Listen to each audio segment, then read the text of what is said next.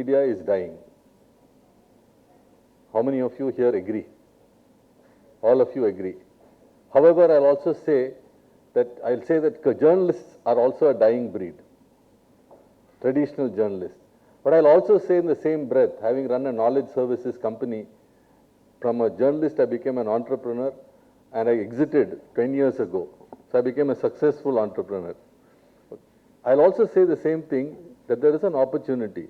Content creation is thriving. You see the number of people on Clubhouse, you see the number of people on Twitter Spaces, you see the number of podcasts, you see the number of newsletters, paid newsletters, you see the companies that we are investing in. The Chennai Angels, of which I'm a member and so is Reggie, has invested in companies like Nojoto, which are content creation platforms and marketplaces. My request to you is, you should consider doing this program, the MBA IEV, because it will transform you from being a journalist who's dependent on traditional media to an independent entrepreneur who's a content creator or a content platform creator or a content business person.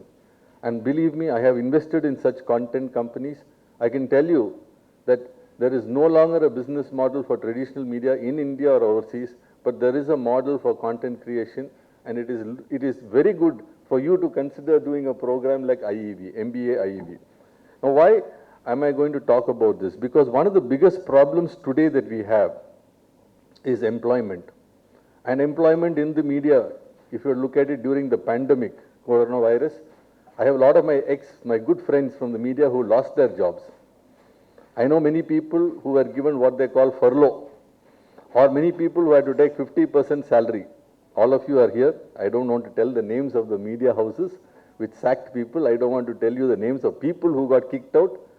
But even a particular paper which is down the road, not even 2 kilometers from here, completely sacked its Bombay office. I think you all know which establishment I'm talking about. So employment is a problem. How big is the problem is what we don't know. We need 1 million jobs. That's 10 lakh jobs every month for the next 15 to 20 years. So we are talking about 20 to 24 crore jobs that need to be generated. Now, government employment has been stagnating around 8.33 lakhs, around 8.3 to 8.5 lakhs. Defense forces are excluded from this calculation. Private sector, just the top 10 companies are generating 25 lakh jobs. People like HDFC, ICICI, etc. Now, if you want jobs to be created, you cannot depend on the government.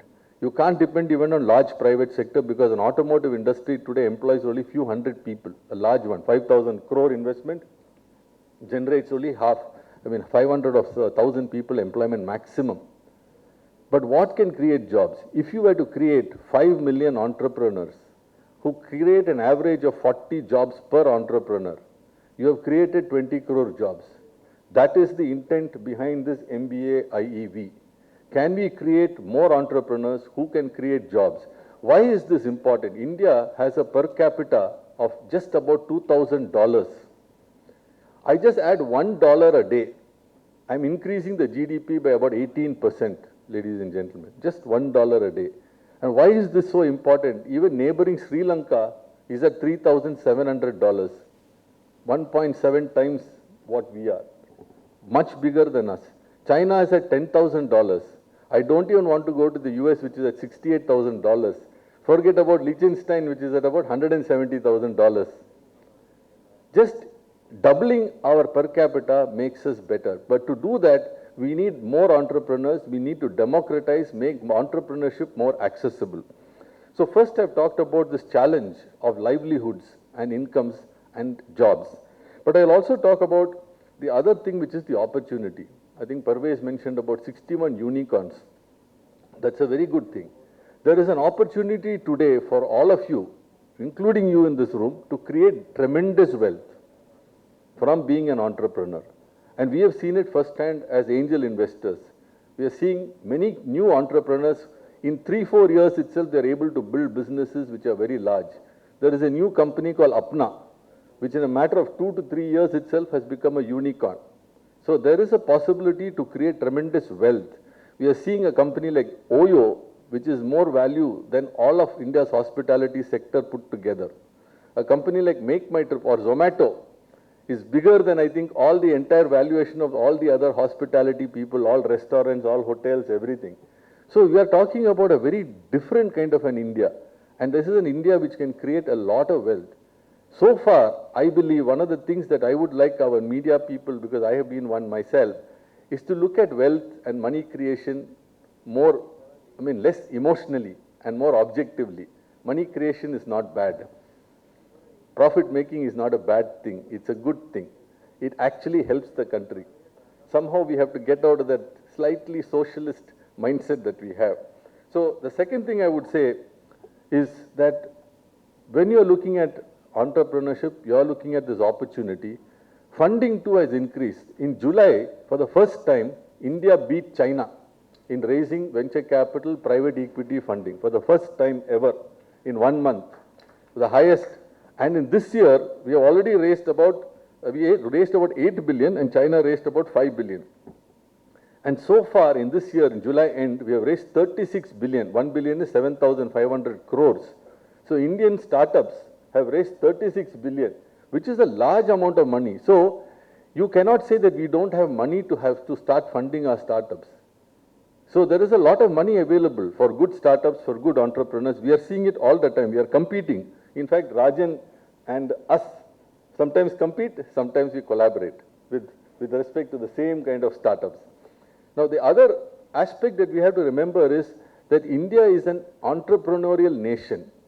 We have communities which are very entrepreneurial. They are business communities, whether they are Chettiars or Nadars or a lot of the Gujaratis, Marwadis, Sindhis. We have a lot of communities which are entrepreneurial. But we need almost entire India to be entrepreneurial and in a very good way. To be starting a business is a very tough proposition in India. A hotel license in Delhi, I'm told, a hotel needs 29 permits and licenses to operate. This is ridiculous. This is where we know we need to simplify things, and this is where I think it is the job of all of us here to make entrepreneurship more accessible.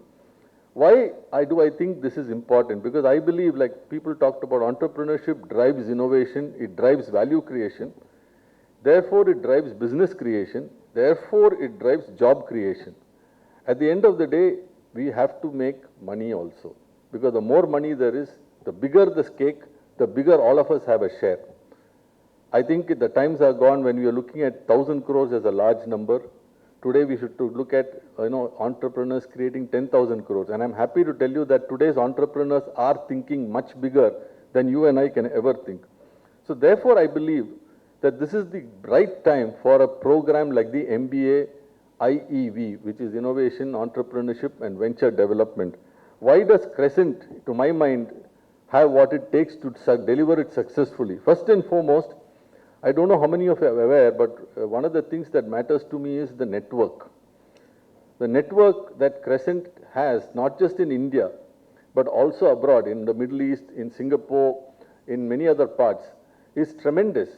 It already has several partnerships. It has the Crescent Innovation and Incubations Council itself has 10 plus international partnerships. If you see the brochure, you will see that it has 10 plus international partnerships and about 36 plus national partnerships. That's a big amount of network for a new entrepreneur to have. The second thing is the resources. I think it is opportune time to mention that Crescent, the group, the educational group has 55 programs grouped under 12 different schools, 30 undergraduate programs, 23 postgraduate programs and PhD in all departments. It's also part of the National Knowledge Network connecting national research laboratories and other educational institutions. So it doesn't lack for resources. Third thing is the approach. As all the other people before me have said, this is an immersive experiential program and not the usual MBA. So therefore, that's the third thing that matters. The fourth thing that matters for me is the attitude of the group. From the beginning, the management of the group and the operating academic council have been very clear that at the end of the day, the student matters and we have to do the best by the student. And I think that has been one reason why I have continued to remain as an advisor to the council, the Innovation Council, and be part of this program as well. And finally, What we are interested as entrepreneurs, as businessmen, and as people is that we have measurable outcomes. So very clearly, we are interested in seeing how we can create more viable startups over a period of time. We have already created 75 startups. We have funded them 5 to the extent of 7 crores. I am happy to tell you in the Tamil Nadu Innovation Voucher Program, there were 100 vouchers given by Tamil Nadu government recently. Out of the 100 in the entire state of Tamil Nadu, 17 were received by the Crescent Innovation and Incubation Council. So just one incubator, that is us, got the maximum number. That tells you that we have the ability to deliver these outcomes. So this, in short, ladies and gentlemen, what we have to do this is repeat this time and time again. Ideate, validate, create, launch, scale, and monetize. For me, this is the virtuous cycle, and therefore I believe this is the right time for such a program, and that Crescent is the right place and the right people to launch such a program. Thank you, ladies and gentlemen, and have a pleasant day.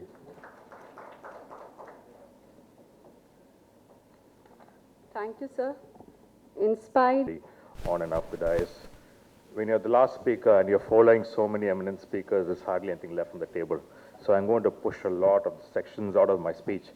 But I want to harp on some critical aspects, which I think is important. And I'm going to keep my speech as short as possible. Good afternoon, everybody. Steve Jobs said, stay hungry, stay foolish. But I'm going to add another layer to it. For all those young students who want to grow, to innovate, do something with their lives, is also to stay curious. Now, this is the key differentiating aspect we intend to inculcate in the current offering of the MBA IEV.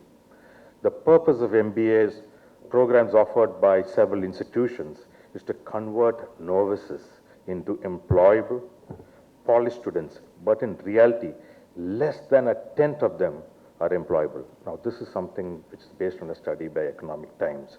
Somewhere between the conversion of novices to employability, there is a leakage.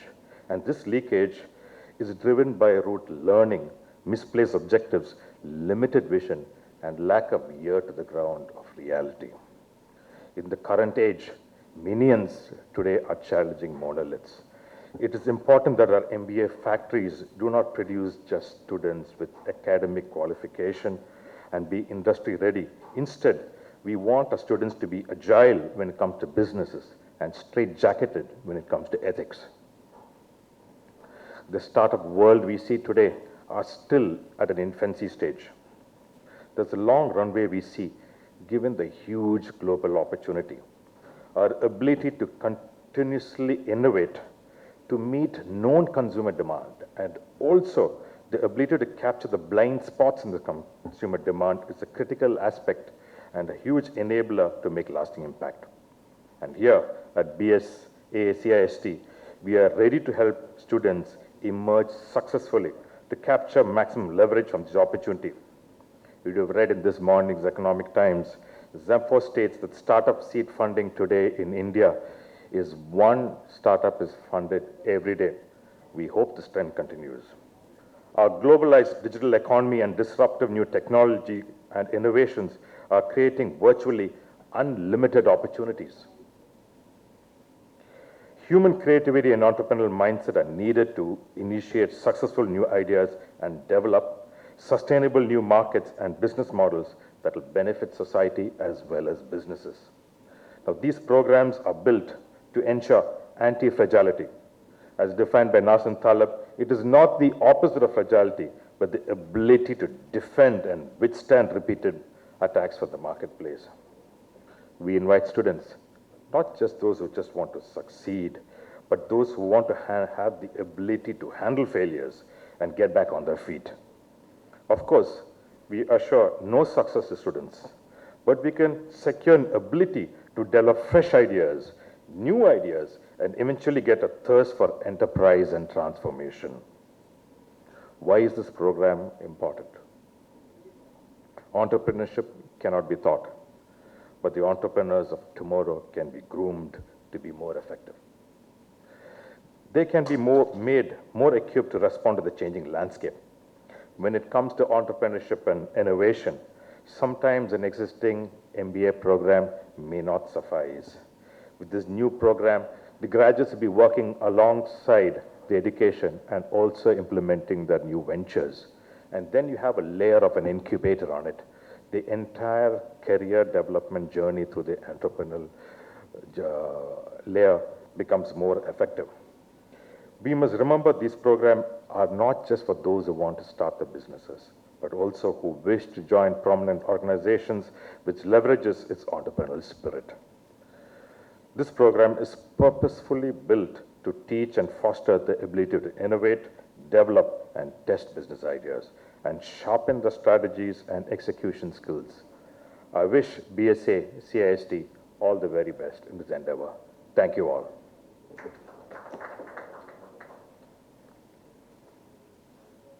Thank you, sir. So now